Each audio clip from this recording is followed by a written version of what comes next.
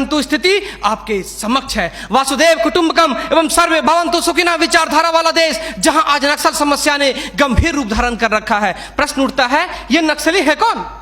समाज के सबसे शांत, शहरों से दूर जंगलों में रहने वाले तथा खेतों के माध्यम से अपने जीवन यापन करने वाले वो लोग जो अपने पूर्वजों द्वारा दिए गए धरोहर को बचाने के लिए सरकार के खिलाफ हथियारबंद हो गए हैं और अंततः ये लोग नक्सली बनने पर मजबूर होते हैं। महोदय, आधुनिकीकरण के नाम पर उन गरीब आदिवासियों की जमीनों को छीन ली गई तथा उन्हें मजबूर कर दिया बंधुआ मजदूर बनने पर, किंतु आज उनकी अधिकारों की कोई बात तक नहीं करता। मन समर्पित, तन समर्पित और यह जीवन समर्पित। मैं पूछता हूं, देश की धरती तुझे क्या दूं, क्यों दूं और किस लिए नछावर करूं अपना सब कुछ तुम पर? क्या इसलिए कि मुझे देशद्रोह जैसे शब्दों से नवाजा जाए या इसलिए कि मुझे फर्जी इनकाउंटर में मार दिया जाए? जी हां अध्यक्ष महोदय, कुछ ऐसा ही समय था जब मान्य सूबे लखन भैया सेहराबुद्दीन तथा तुलसीराम प्रजापति को फर्जी इनकाउंटर में मार दिया गया। यह कैसी विडंबना है महोदय। हमारे विपक्षी साथी द्वारा मानव अधिकार का संरक्षण किए बगैर ही राष्ट्रीय सुरक्षा की बात करते हैं। जब आम लोगों का कोई अधिकार ही नहीं हो तो इस स्थिति में राष्ट्रीय सुरक्षा का क्या मतलब? मैं पूछना चाहता हूं अपने विपक्षी साथियों से,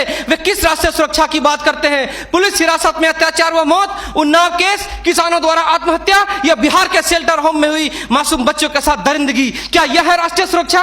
राष्ट्रीय सुरक्षा का अर्थ सिर्फ सीमा की सुरक्षा नहीं बल्कि सीमा के अंदर रह रहे व्यक्तियों की सुरक्षा से भी है। अपने हक को मांगे जाने पर लोगों को नक्सली तथा आतंकवादी करार दिया जाता है तथा यह सुरक्षा देने वाले पुजारी आईपीसी की धारा 124A के तहत गिरफ्तार कर उन्हें देशद्रोह का मुकदमा चलाते हैं, फिर फर्जी इनकाउंटर में भी मार गिराते हैं। जबकि सुनील बत्रा बनाम दिल्ली प्रशासन में माननीय न्यायाधीश ने स्पष्ट किया है कि फर्जी इनकाउंटर हत्या के समान है।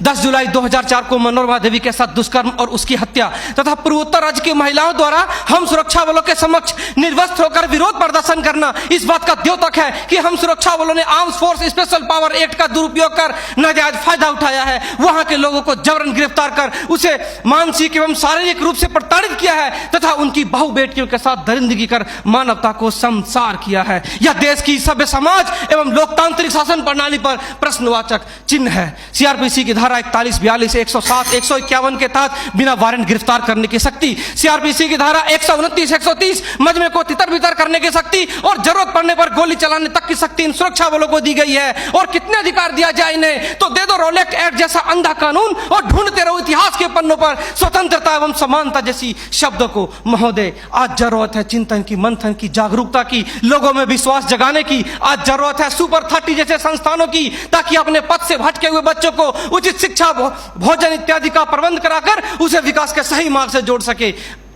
अंत में फैसला माननीय निर्णायक मंडल के पर छोड़ते हुए गुरुदेव रविन्द्रनाथ टैगोर की इन पंक्तियों के साथ मैं अपनी वाणी को विराम देना चाहूंगा कि मैं जीना चाहता हूं इंसानों की फौज के बीच में, मैं जीना चाहता हूं उगते सूरज की किरणों के बीच में, सुंदरता और सुगंध के बीच में। मेरी इच्छा है काश मिल जाए मुझे थोड़ी सी जगह इन जीने वालों के दिलों के बीच में। जय हिंद,